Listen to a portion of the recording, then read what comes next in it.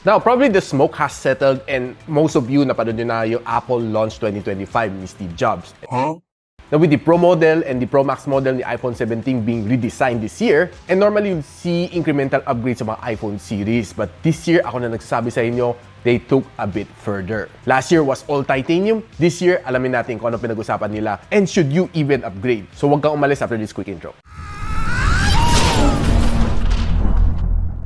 Now, pagdating sa design, I would say na, well, it's a little bit different this year. Normally, kakita mo, kalahati lang itong camera bump niya. But this year, binuo na nila, making it look quite similar to that of the Poco design way back in 2021. And with the Pro Max model, is just a little bit bigger than this one. This one having 6.3 inch, ito 6.9 inch ang kanyang screen. Similar to iPhone 16 Pro and Pro Max na screen size. One thing na nag-degrade dito sa dalawang phone na ito is yung kanyang chassis. Last year was all about titanium. Desert titanium, white titanium, black titanium, natural titanium, lahat na lang titanium. And ito ng mga Androids, aanga-anga naman, kumopya naman sila lahat, naki-titanium din. Kumbaga nakisakay sila sa trend. But this year, binalik nila sa aluminum. Bakit? Mas cost-friendly definitely.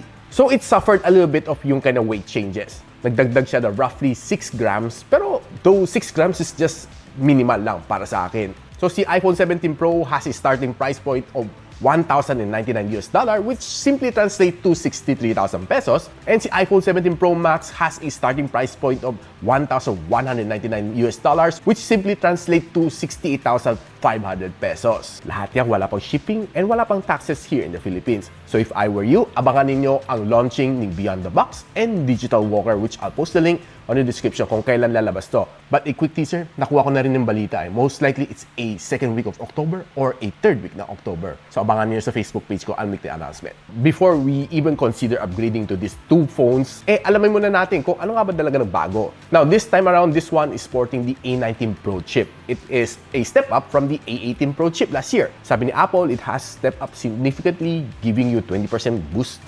performance, which I cannot tell as of now kasi wala pa akong hawak na actual unit. But with those given numbers, alam naman natin si Apple, it should be better performing than last year. But the biggest upgrade for me, personally, comes yung kanyang telephoto lens. It used to be 12 MP last year, but this year, they bump it up to 48 MP, giving you up to 4 times optical zoom pag naka 48 MP ka. Take note, they are claiming na 8 times optical zoom, but pag 12 MP lang siya. And of course, yung kanyang front-facing camera got a boost din as well, from 12 MP to 18 MP, which is for Apple, it's a big wow, no? While Android is using 50 MP front-facing camera, and I have yet to see 108, pero 50 MP meron na, which makita mas mga flagship phone ni Vivo. And one thing na sobrang pinamalaki ni iPhone this time is that you can use yung phone mo to record front and rear video at the same time, which is, I think, present na yan sa Android 5 years ago, during the pandemic, gumagana na yun. So again, alam naman natin si Apple, wait and see kung na-perfect na nila bago natin kopyahin. Sometimes napapaisip ako kung si Apple nga kumukopya kay Android o si Android nga kumukopya kay Apple. Yes, si Android kumukopya sa mga design ni Apple, pero si Apple ang kumukopya sa mga features ni Android. That's based on my personal observation. What's yours? Yung battery niya, hindi naman sobrang significant ang increase. From 4,600 last year, this year 4,800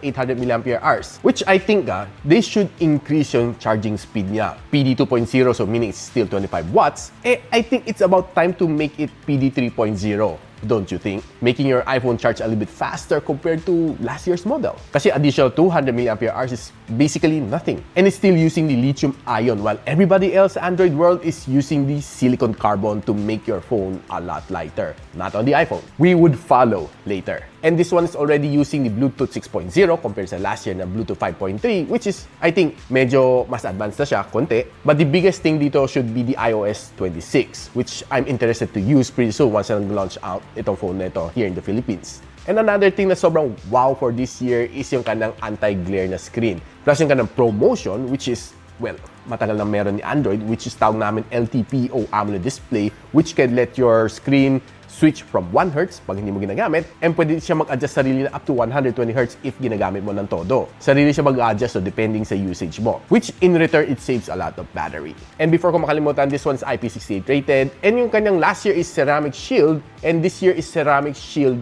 2 na gamit niya. So, I think if tama naalala ko sa launch, it was 30% more scratch resistance compared to last year's model. And tougher na rin ang kanyang likod kasi ceramic shield na rin. Kasi normally si iPhone nababasag ang likod niya. So, they address that concern, making this one, itong likod niya, a lot tougher. Kasi marami na nakikita mga gumagamit ng iPhones na crack yung likod. Kasi nahulugan, hindi naman siya nag-withstand ng mga drops and scratches. So, I think that's a huge upgrade. And another upgrade for me is itong color, which I personally love, the orange na ito. It looks very trendy, looks good. Except that siguro yung camera bump is not one of my favorite for this year. It's not a camera bump, it's a plateau. So with all of those upgrades na sinabi ko sa'yo, does both of these phones deserve your upgrade, your kidneys, ika nga. Hi nga para sa mga doctor friends ko sa National Kidney, I think it's harvest time. So if you're planning to upgrade to the iPhone 17, abangan nyo ang link na ilalagay ko on the description or sa aking Facebook page from Beyond the Box or from Digital Walker. I'm pretty sure marami na naman silang freebies for this year. For sure, mapapanganga ka ulit.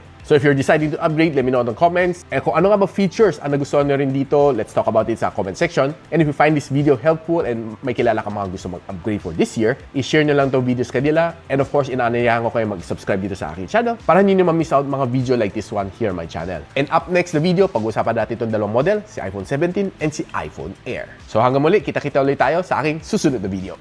Peace out. And so, ako para si Richmond and you're watching Gadget Sidekick. Like and subscribe to my channel. Don't forget to hit that notification bell. For one of my latest uploads, click the dito. And for one of my popular uploads, click here.